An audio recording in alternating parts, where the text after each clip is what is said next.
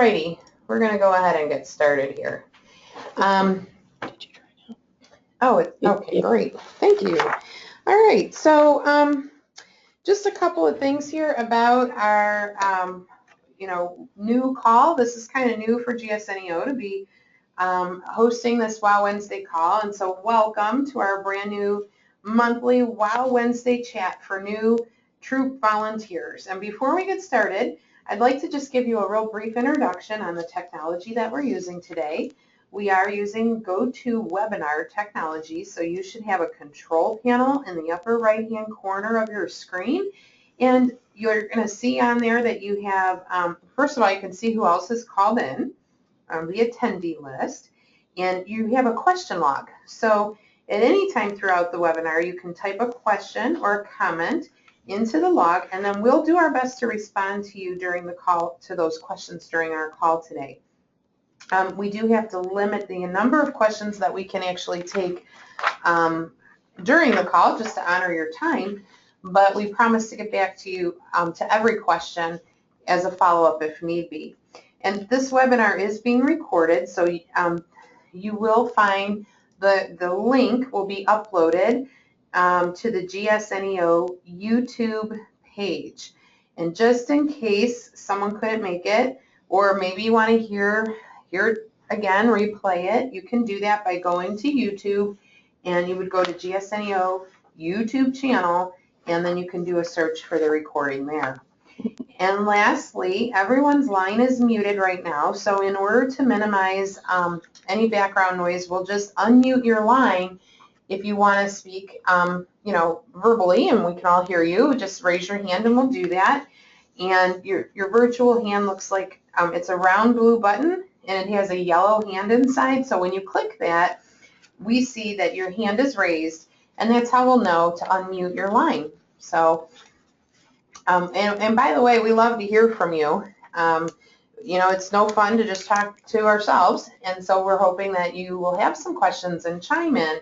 And we're excited to hear from everybody. Okay, before we go any further, I'd like to take a moment to introduce myself and my staff partner who will be helping facilitate our call today. As I said, my name is Kim Klima, and I am the director of the Volunteer Support and Services team. I've been with Girl Scouts professionally for 15 years, but I've been a member since about the 2nd grade, give or take a couple years. I was a troop leader for my 2 daughters from K through 12, and my girls are now, they're now 20-year-olds, they're in their 20s, but we still get our troop together for the holidays, which is coming up now, and I'm very excited to see them. How fun. Yeah, it's really quite a blessing. And then, in fact, I'm so looking forward to seeing them for dinner. Like, we get together, we all meet for dinner, and this year they decided, I guess they're getting a little older and maybe have a little bit more money, so now they've kind of said, hey, maybe we can get a limo to take us around, and I'm like, oh, this is getting better and better. Oh, you don't have to be the chauffeur or the driver any longer. No one's driving. We're just going to ride in the back of the limo. I love it.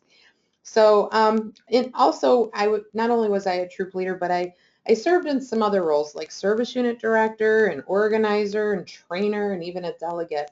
So, I understand all that you do to make Girl Scouts work, and we're really, really appreciative of every one of our volunteers. I'm really honored to be working with you and really look forward to seeing how you impact the next generation of Girl Scouts. So now I'd like to just take a moment and let my staff partner introduce herself.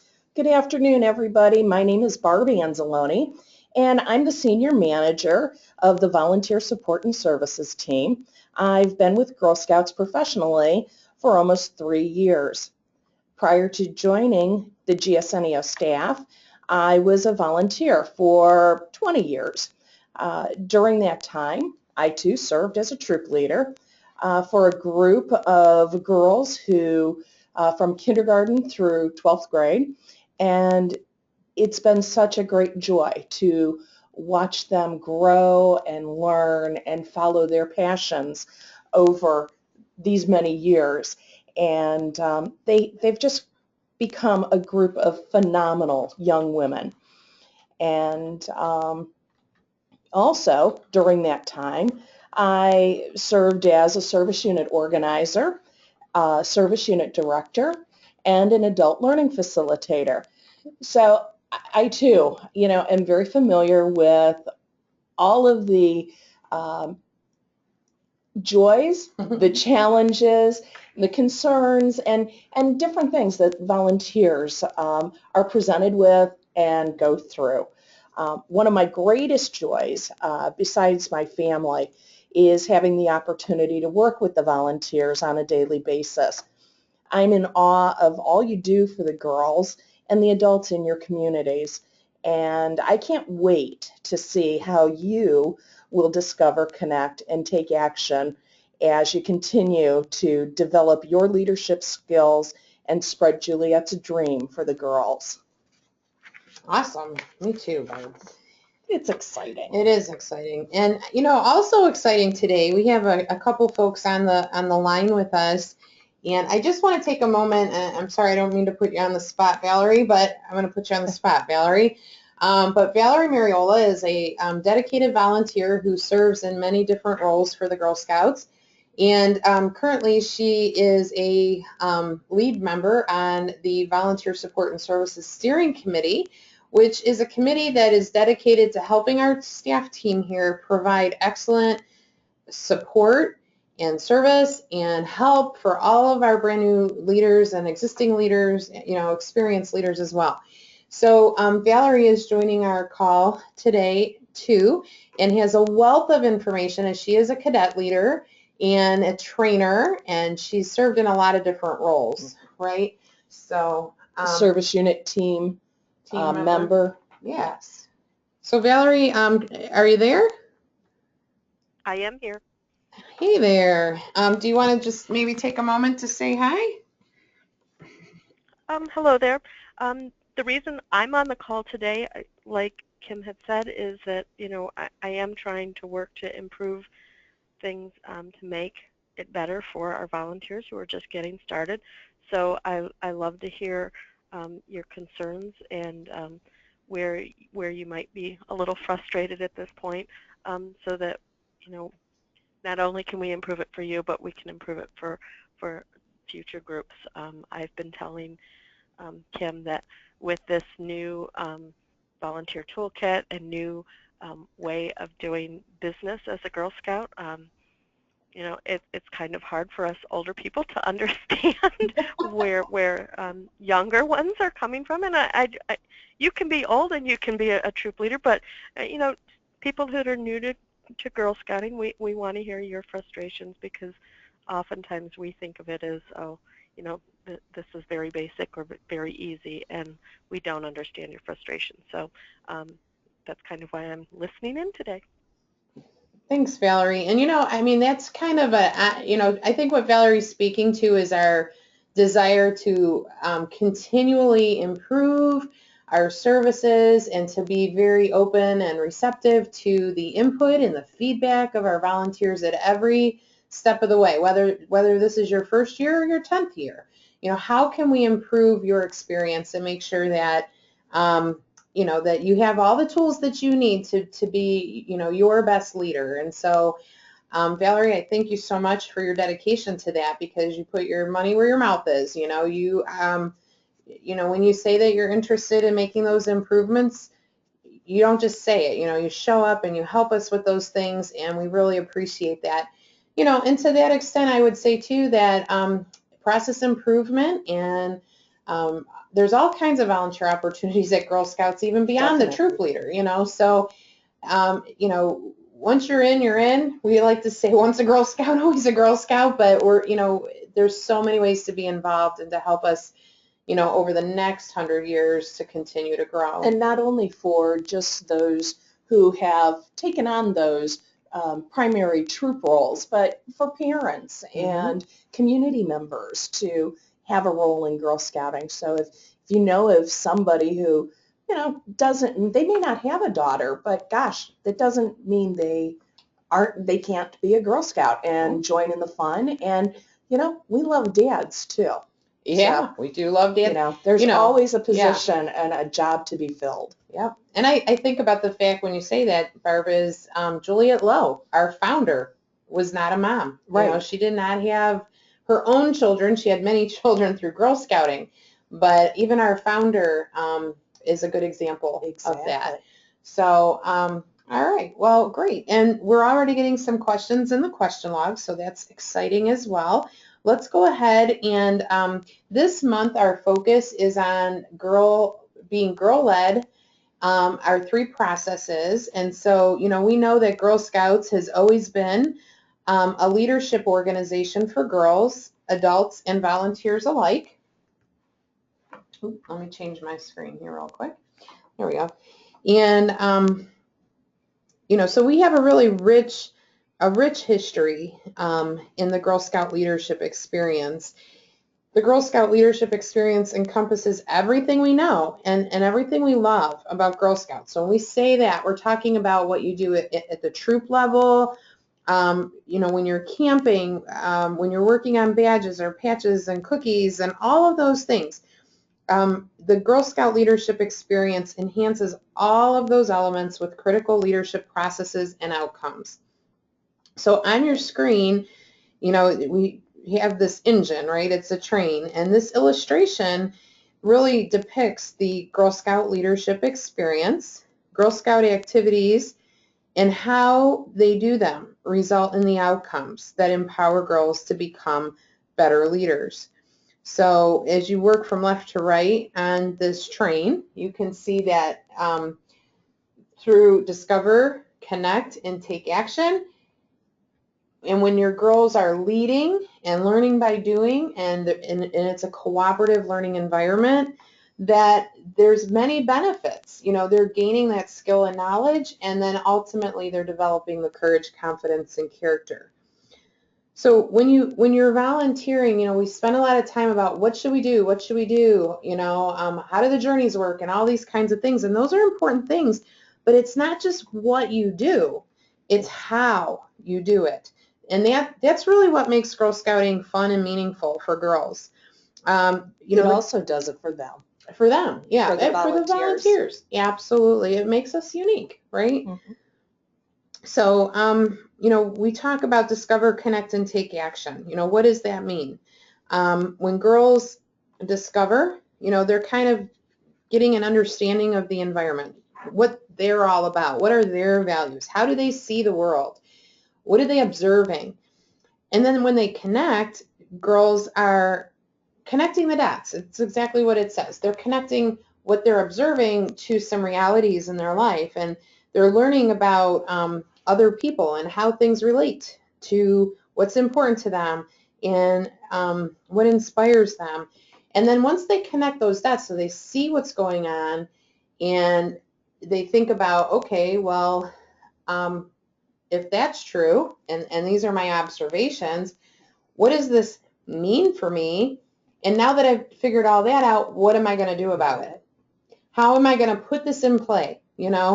And that's the process that Girl Scouts runs on. That's part of the engine, so that they're constantly discovering, connecting, and taking action.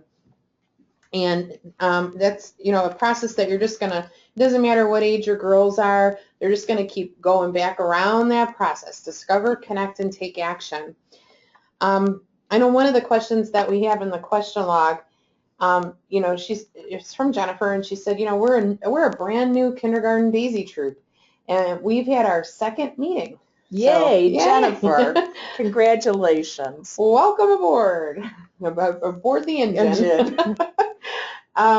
So she said that we're going to be going out to our first meeting, our first outing next week, and all of our moms want to go.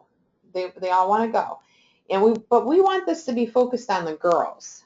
So she said it's hard to focus it on the girls when all the parents want to be there. So if they all want to be involved, what are those suggestions? What do I do? Do we just have to allow them to come? Should we allow them to come?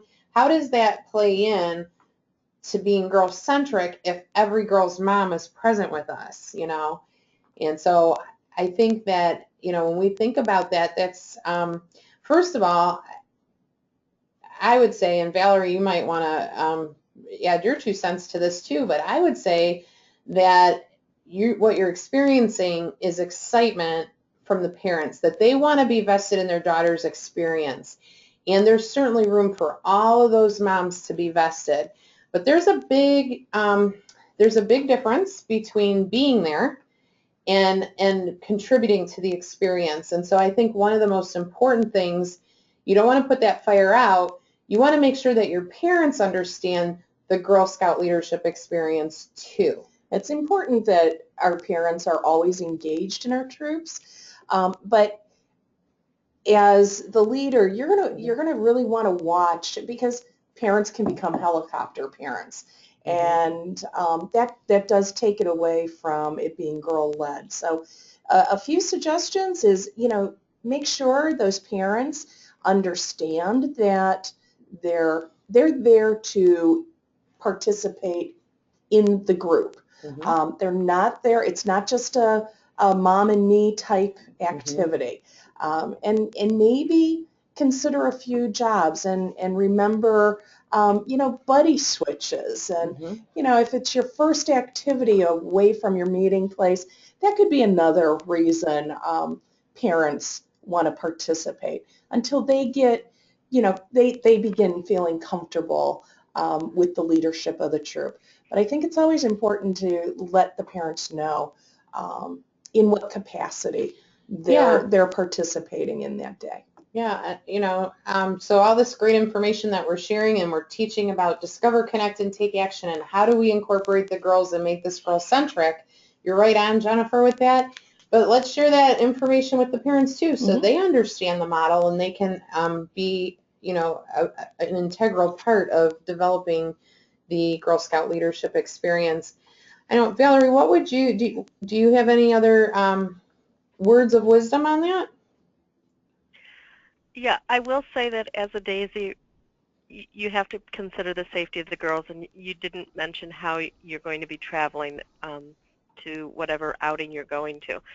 So oftentimes as Daisies, they're still in those car seats or booster seats. So keep that in mind. You might need those parents to do the driving, because, I know my vehicle didn't have, 5 booster seats in it, and just the logistics of getting the girls and the booster seats, into position. So you may find that you do need those parents.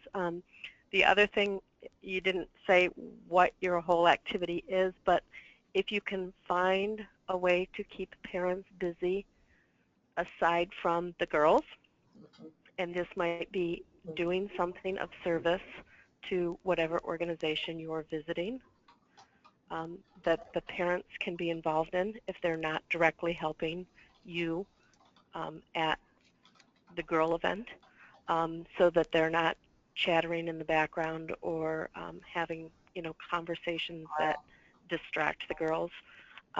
If you can give them something to stay busy, and I love the example of them having something to give service to the organization, maybe something that's beyond what the girls are capable of at that age level.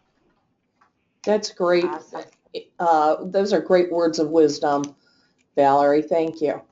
Yeah, and really good points. I know as Barb and I were sitting here thinking, when our girls were Daisies, they didn't have to be in booster seats. So there's things, that's really a good point to bring up. And at this point too, I wanted to just also mention that we do have some of our amazing staff members on the line. In addition to Barb and I, we have today with us, we have Julie Lampy, who's a manager in our North Canton office. And then we have Shannon Carr and Susan Taylor, who are community membership executives. So they're assigned out to the communities to help support the troops at the local level. And I would just welcome you guys. Thanks for calling in. And I know you have a lot of experience as well. And if you want to contribute to our conversation, feel free to raise your hand. So I'm going to go ahead and move on. We're going to talk now specifically about the processes. So on our train, we've talked about Discover, Connect, and Take Action. And now let's flip over and talk a little bit about the 3 processes for Girl Scout volunteers. You want to cover that one? Barb? Sure. So the outcomes are what girls gain from the Girl Scout leadership experience. And the processes are how they gain those outcomes. These processes are the heart of Girl Scouting, and they are girl-led, learning by doing, and cooperative learning. So girl-led is, girls play an active part in determining the what, the where, the when, the how, and the why of the activities. Give them choices. Learning by doing. Rather than listening to somebody tell them what to do or how to do it, get the girls in there and let them do it themselves. They explore their own questions, they gain new skills, share ideas, and then they have a time to reflect. With cooperative learning, girls work together toward shared goals in an atmosphere of respect and collaboration. They're team building.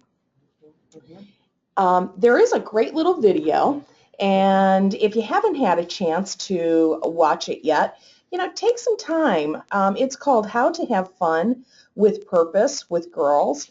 It's the 3 processes of Girl Scout volunteers, and you can find it easily on YouTube just by putting in 3 processes. Awesome. It's a really cute video. It might be a little, you might think, oh, it's a little corny, but it really puts everything in motion. I think you can see it. Yeah. And and it's done by GSUSA. So. And here's some of the things that I just, for me, wanted to highlight, I guess. When we talk about girl-led, it's an active role. Right? They're making a choice. They're making decisions. Yeah. And even our daisies, they certainly have voices. Yes, they do. Ask their parents. Yeah. So, if they have an active role, even if you just stop and think, what is the girl's voice on this? And, if you're maybe having a celebration for the holidays and you're about ready to watch a movie, maybe at a Christmas party or something, and you're going to put in a short movie, maybe ask the daisies, which one of these 3 movies would you like to see? So they're having some kind of choice. Right. And at that level, they're participating in the decision in a very simple way. We're not going to put something in front of them that's not a good option. So they don't have to use too many skills, but they are going to take an active role. And then learning by doing is simply letting them do it themselves. And I think that's something that you do have to kind of guard against a little bit when the parents are there. Definitely. And I know when we're crafting with daisies or something like that, where the parents can really get hands-on and kind of take over that craft a little bit, And I don't know that it necessarily is something that you want to correct at first, right in the room, but it might be worth a meeting before or after the meeting to just talk with your parents about the importance of learning by doing, and that sometimes we need to sit on our hands. Right. As parents, we just let the girls. Yeah. If they want the eyes of the snowman down on the belly, it's okay. It's their project. That's right. So it's that respect and collaboration. I think those are all really, really good words, Barb. Mm-hmm. Yeah. All right. So the exciting thing is, we have actual research on this.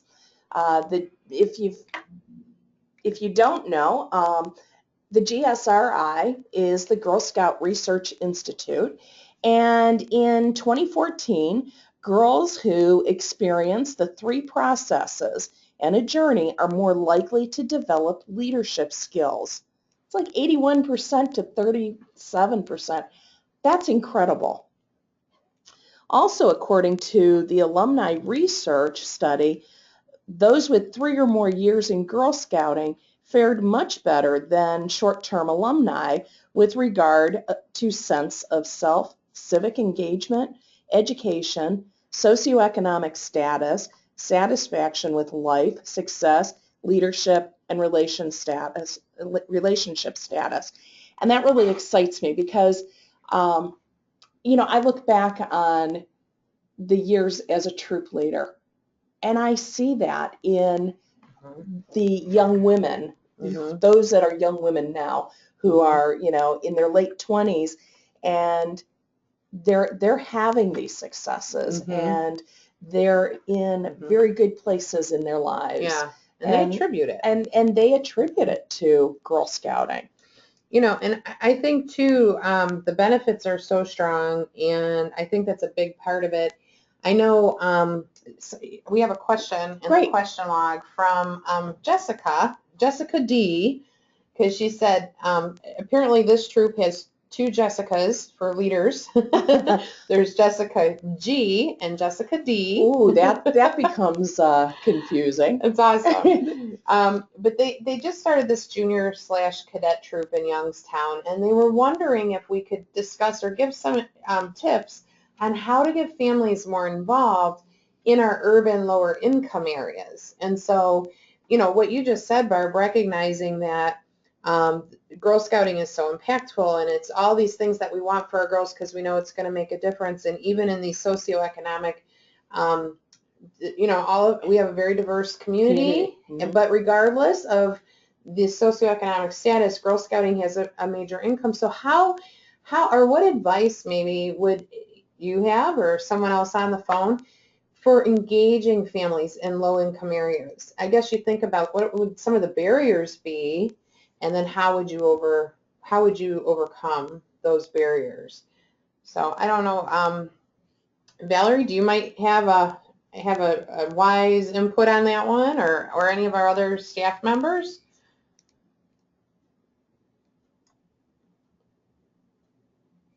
I think one thing is, always keep in the back of your mind, what issues may be a challenge to the parents.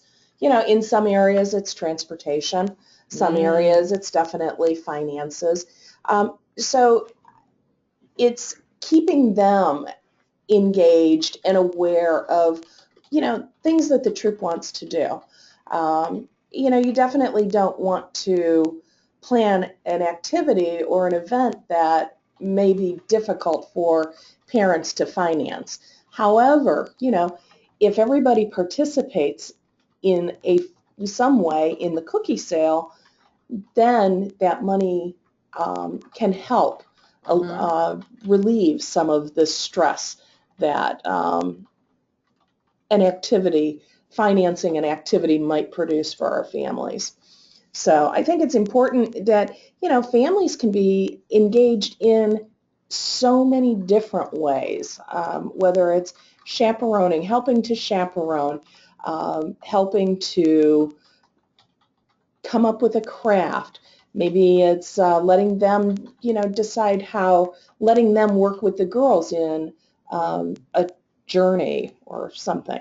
Yeah, absolutely. Yeah, good advice. Valerie, did you have any thoughts on that too? Yeah, I think we have to be more accommodating to people's schedules. When you're in maybe a different area,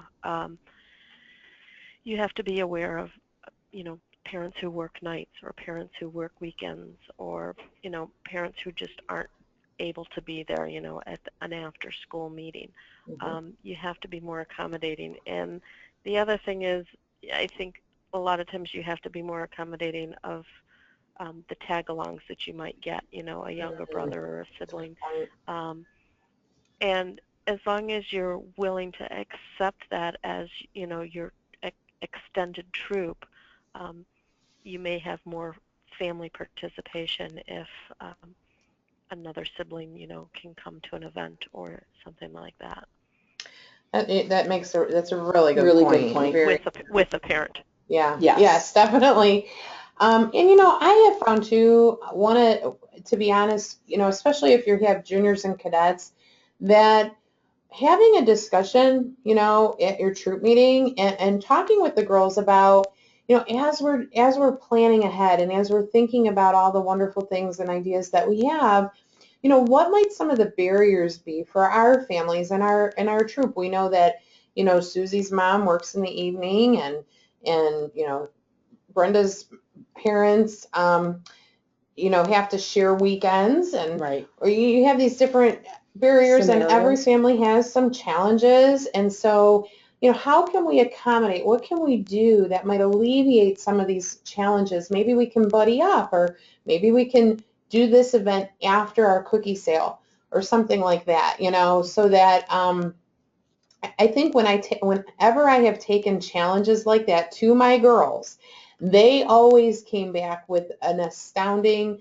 solution that I never even thought of. Not only astounding, but they're so supportive. They are. And they'll be supportive of their sister Girl Scouts. If it's something as simple, if it's something that somebody needs a ride, one of the girls will step up and say, that's okay, you know what? My family will help. Yeah, we'll get you there. Let me mom. talk to my mom. Yeah. And even with the tag-alongs, I mean, if we brought it to the girls to say, we know that our families don't have other child care means for the little ones in the family, and we know that sometimes they could be a little loud, and let's think through this challenge. What might we be able to do as a troop to put some solutions in place? Maybe they come up with a parent co-op that can, watch the kids in a second room during the troop meeting, and they take turns on that, or something. I mean, the thing is, if you tap into the wisdom of the girl, you're gonna expand your ability to come up with a good solution, and they really never let you down. They really don't. Very true. But great questions. Thank you very much. Okay, we have a lot to cover, and we have a little bit of time, so we're going to speed it up here a little bit. When we talk about, let's move on, and I love these slides, Barb. Thanks for putting these together. These are beautiful. So, so how are we doing this, and does it ring true for our girls? It really does. In 2014, the Girl Scout Leadership Experience Survey said that all of our girls who like Girl Scouting plan to stay for another year, that they were planning to come back. And it's really simple. They said Girl Scouting is about helping girls come up with their own ideas. So when we asked them, what do you think? What do you think? Yeah. And are you going to come? And the girls would say every time that when they're empowered and they can make decisions, that they would recommend Girl Scouting to their friends, and that they would come back. And it always relates back to the troops that are girl-led. If it's girl-led and we follow those processes, then we know that we're going to make a really big impact. And I think one of the things that surprised me when I looked at the research, because this is very developed, it's multi-pages. I mean, it's a huge research outcomes. And one of the things that surprised me with it was how much even our daisies said this. Definitely. I thought, oh my gosh, I think about girl-led and I think about progression, and the little girls aren't thinking too much about I got to do it by myself, but really the older girls want that freedom and that choice. But the reality is, in the survey results, every single age level, every single one said this was the biggest determining factor as to whether or not they were going to come back and stay in Girl Scouting, was if it was girl-led, cooperative learning, and learning by doing, that they had a say, that it was a cooperative environment. And so we know that daisies like to do things by themselves. They like to be decision makers. We know that brownies too, they want to work in teams and they want to do things by themselves. The juniors, they say that they like to do community action projects. They feel like they can say what they think. And when they can voice their, they're beginning to identify who they are and what's important to them, what their values are. And when they have the freedom to speak about that and to act on their convictions and to have an impact in the community, that is a deal break. That makes it or breaks it for them. And they feel safe in that environment to speak their minds. Yeah. And even with adults around. And that's so important. Sometimes we can be a little taken aback. We might hear something that throws us off and we're like, ooh, so you got to redirect that a little bit, but you do want to bring it, you do want them to have that freedom to share and to feel safe. I think safe is a really good word, And then, of course, our cadets who work in teams talk about what they learned. They learn leadership skills. These things begin to take on a different level of importance. They like to be supported by adults, but they really like to have that leadership role. They really want to begin to kind of flip the switch a little bit, let the leaders take more of a back seat, and let them make more of the plans. And they really like to mentor younger girls. to show that They're leadership. showing that leadership. And the younger girls are thinking, oh, they're so cool. Yeah. And that helps younger girls to want to stay in Girl Scouting longer. Retention. You know, it's so true. I remember the girls in my troop just thought the older girls were so, I could tell them all day long, I can give them advice or tell them something, and it just fell on deaf ears. But if a cadet came in and told them, it was golden. We used to prep the cadets. Yeah. So, okay, this is what we'd like you to say, in your own words, of course. Yeah. And of course. And then the seniors and ambassador Girl Scouts who work in teams talk about what they learned. They learn leadership. They learn leadership skills.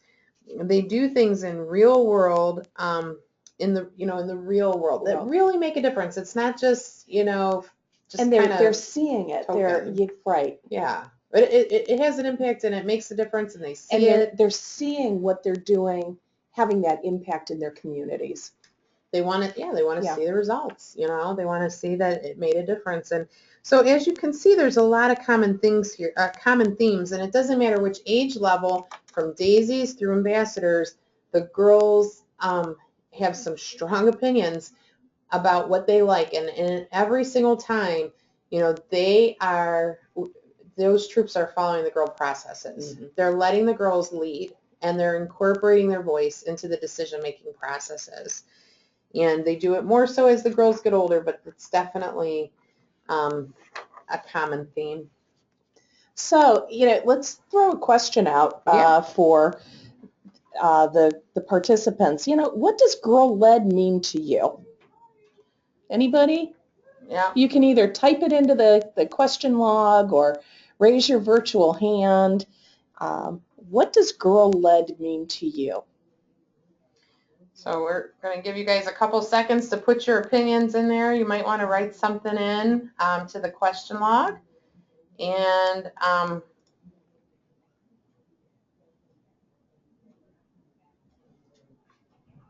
just give you a couple seconds here.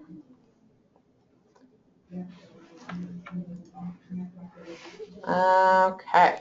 Well, I'm not seeing a whole lot of participation. Oh, they're shy. Oh, here's Shannon. There's, okay. Shannon's one of our community membership executives, and she said, what does Girl Scouting mean to her? She said that they are involved with the decisions in the troop. Exactly. Good point. Exactly.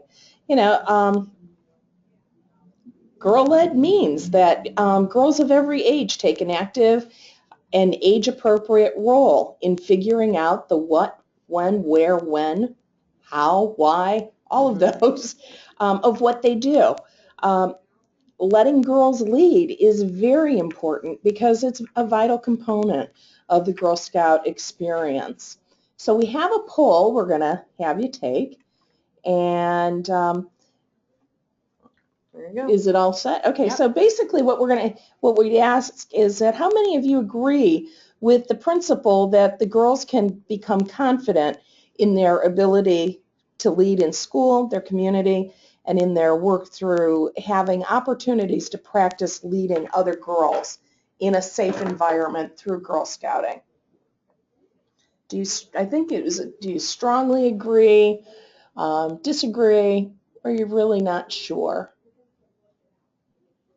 So far about 60% of the people on the call with us have responded to the survey. So we'll just give it maybe 5 more seconds here to go ahead and tap one of those responses. And then we're going to close the survey. So let's go ahead and close the survey now. Got pretty good participation in that. And we will launch the results. So 100% agree? Yeah. Okay, yay. Yay, Girl Scouts. Okay. That's what we were hoping for. Sure were. So, then let me ask you, why do you think it might be hard for some leaders to let this happen? Yeah, that's a good question. Sometimes we're out in the communities and, the leaders are making all the decisions, the leaders are doing everything. So, and those troops don't prosper as well, and they're not as, the girls start falling away, or we may hear, by fourth grade, oh, the girls are saying we're bored. So, why do you think it's hard for some leaders to let the troop be girl-led? Yeah, it's a really good question. We know that it's valid and it's important, but yet sometimes it's hard, Exactly. And what stands in the way for that? Any thoughts? Any thoughts? Is Val unmuted? I bet Val has a few thoughts on that. She is here. I think she's trying to unmute her line at this time. Is anybody? We just got a response here from Susan, another one of our membership executives. Thanks, Susan. She said, it's hard to give up control, especially as the girls age, because as a leader, you were used to doing more for them when they started out as young daisies. That's so true. It's a good point. Parents have that challenge too. Yeah, and it is a challenge. It is. Because sometimes you delegate some things, or girls take on an assignment, and then you come back to the troop meeting and nobody did anything. Right. And you're like, okay, we're never going to get the project off the ground if nobody does their assignment. You said that you were going to call the animal shelter, but you didn't. And so sometimes we begin to feel like they're not reliable or we can't count on them. But I think it's really important, too, that we give some assignments that are going to result in success. Right. You want them to have wins under their belt. And so maybe it's an opportunity for us to, maybe there's an opportunity, for instance, to call the animal shelter while you're in your troop meeting. Or maybe you decide to get together on a Saturday morning to get some of these things done and divide up the work, but you bring them into an environment where they're actually going to do the work. You want to set them up for success, And again, it's okay, if you forget some. I'll tell you, some of the things that we learned the most when we went camping and girls had, they had the obligation to bring a specific food item or object, like a pot or a pan or a can opener. We had everything divided up, and on more than one occasion, somebody forgot something. Can opener gets forgotten. Mm-hmm. Mm-hmm. Can opener is a good one. Yeah. I actually forgot that myself. But anyway, no, so, one time we had to eat hot dogs without buns. Yeah. Because somebody forgot the buns. But, you make a great point. The leader even forgot the can opener. Yeah, I did. And it happens. It does. But it's a good coach. It's a great coachable moment. Right. It shows the girls that, hey, right. Even adults, we all make mistakes, and we're in a safe environment, mm-hmm. and this is a good learning experience. Right. And so next time, I bet you didn't forget that can opener the next time, and the girls probably didn't let you forget. No, they didn't let me forget. I think they'd still remind me today, because I forget what we couldn't open. Was probably like the cherry filling for our pies, for the pie or something. irons. Yeah, something substantial. The spaghetti strainer is another one that's really good at forgetting one. It's an easy one to forget too, yeah. So, sometimes though... Kim, I have a suggestion for you. Sorry, this is Valerie. Go ahead. One of the basic things at just the DAISY level is a caper chart, and I don't know if that was mentioned while I was taking care of something else and I wasn't on the phone, but where somebody's responsible for the flag, and somebody's responsible for the snack, and somebody's responsible for cleanup, and the craft, or certain supplies.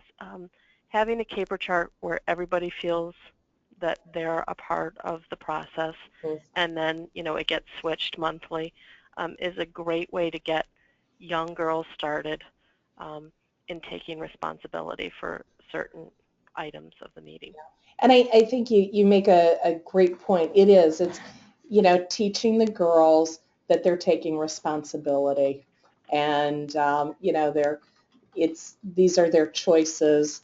Yet choices have choices sometimes have consequences, and sometimes responsibilities go along with that.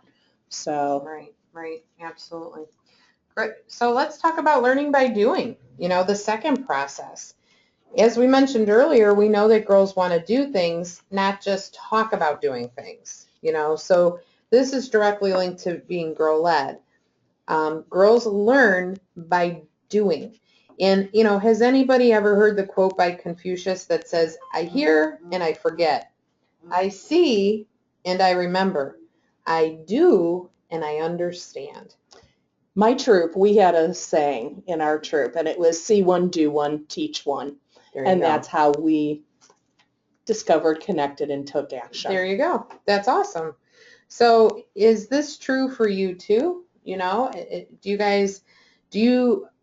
just had a meeting this morning where we were talking about role playing some processes for the staff, so that they were learning some of these processes. And we talked about how you could talk about things all day long, but until you engage in them and you do them, or, you don't develop that true understanding. And so that experiential piece is so important. It's an important part of the learning and the development of leadership. Yeah, and so with all of that in mind, learning by doing is so much more than just hearing about something or seeing it. It's important to put it in action and then reflect on it, right? So you want to, reflection is a very important key to learning. We should never skip reflection. Right. How did that go? What could have been different? What do we want to make sure we don't forget to keep doing? Because it works. Don't forget that can opener. Yeah, right. That's right. And then and then buy one just dedicated to the troop kit. Yes. So whether it's a journey, a badge, going to camp, caper charts, taking attendance at the meeting, whatever it is, girls learn about something. They decide how to make it their own, and then they need to reflect on it. So from the perspective of a leader, what are your thoughts about your own fear of making mistakes getting in the way of letting girls make mistakes? So if you think about, what am I fearful of? How? If the girls make a mistake or the project doesn't turn out quite the way you thought it should. Right. What's the outcome? What's the worst thing? And what is the leader are you worried about? Yeah. Exactly. So the eyeballs are on the middle snowman, in the middle of the snowman. And what is that going to do? What are your fears? Or we delegated these assignments out, but I'm afraid that my girls aren't going to follow up. They're not going to call that animal shelter. And so then we won't be able to go to the animal shelter, right? Well, okay. So how do we work through that? Adjust, and how do we become flexible? So when we think about our own fears, sometimes we're afraid that we're going to make a mistake, and so when you think about the fears that impact you personally, do we lay those over on the girls? Do we say, well, what if I forget something? Well, what if they forget something? Yeah. So we just have to kind of push back on that and think about what's the worst thing that could happen.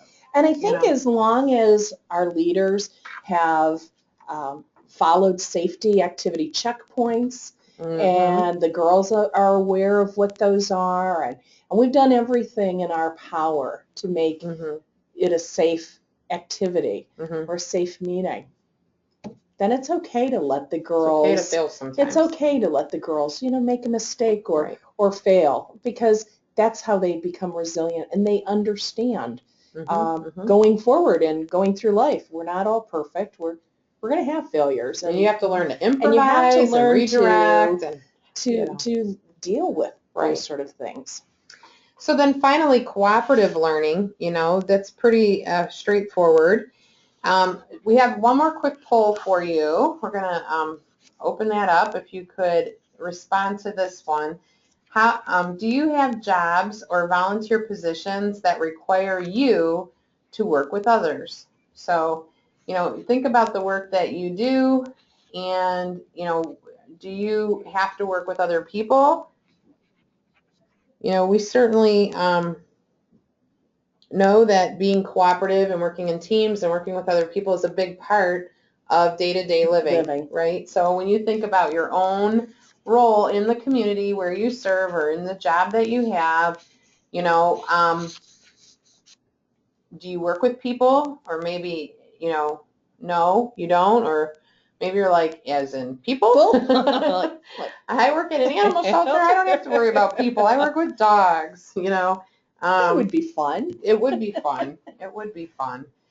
So again, we have results on that, and again, 100% of them said, yeah, I work with people. Somewhere, somehow, we are dealing with people on a daily basis, and it's learning to cooperate and, you know, building teams and working with each other.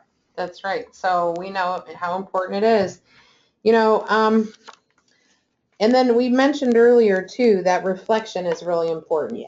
So reflection is kind of the cement that holds it all together. You know, the journeys weave reflection into the process. So if you're doing the journey program, you'll find in the books that it always comes down to reflection. At the end, you want to evaluate. You want to look back over what you were doing and see, you know, what adjustments you would make next time, and that sort of thing. You know, and the girls from the youngest age, they know what they enjoy, so they can easily give you a thumbs up, thumbs down, you know, a rose or a thorn. They know what they like. They know what they dislike. They will tell you what they never want to do again. There you go. And then Shannon, one of our CMEs, she mentioned too, she said it remains true with service projects also. When the girls are told they are donating perishable goods to a local organization versus the girls bringing those goods to the organization and seeing where these items are in turn going, helps them see how large of an impact that their actions are having. It really does. It really does. So, you know, there's a difference between just dropping stuff off at the front door and saying, here's our donation, then taking your donation, help maybe distributing that donation, Unpacking, meeting people, cooperating in the process. It's so much more impressionable. And that's a really, really good example, Shannon. Thank you for sharing that. So, you know, remember, oops, sorry. So, you know, we just want to remember there's no need to treat Girl Scouts like school, you know. Right. Instead, just inspire girls to use their imagination. You don't have to make all the decisions. You know, ask the girls questions and help them come to their own decisions as a team. Let the girls explore the themes and ideas that interest them. You know, when you step back, I promise you, you're going to be amazed. Remember, it's the journey, not the destination, that benefits the girls the most. So you want to let go of perfect, you know. Enjoy asking girls a lot of questions. Listen to their answers. That's a big, big part. Don't ask if you're not going to listen. Listen. You know. And don't ask if you don't want to do. That's right. That's right. Guide girls to what's possible and celebrate their big ideas. So we do want to, at this time, thank everybody for joining our call today. We are really grateful that you were able to join us, and we hope that you share the Wow Wednesday information with others in your community, that they might join us next time. The Wow Wednesday Chats with New Troop Leaders is always held on the second Wednesday of the month. We offer the call at noon and at 6. And so our next one will be tonight at 6, but then again on January 13th. And each month we have a different topic and an opportunity to share, you know, best practices, dispel myths, support, you know, provide that support along the way. So if you have an idea for a topic, you can let us know. You could just send an email to training@gsneo.org and put Wow Wednesday in the subject line. And we're very much open to your feedback. Yeah. Okay. Because we too want to hear your reflections. That's right. We want to reflect on our work here. And Valerie, just a real special thank you to you for being on the call with us today and offering your words of wisdom. I think it made a big difference. Yes. So have a wonderful holiday season, everyone, and thank you for all you do for the girls of Northeast Ohio.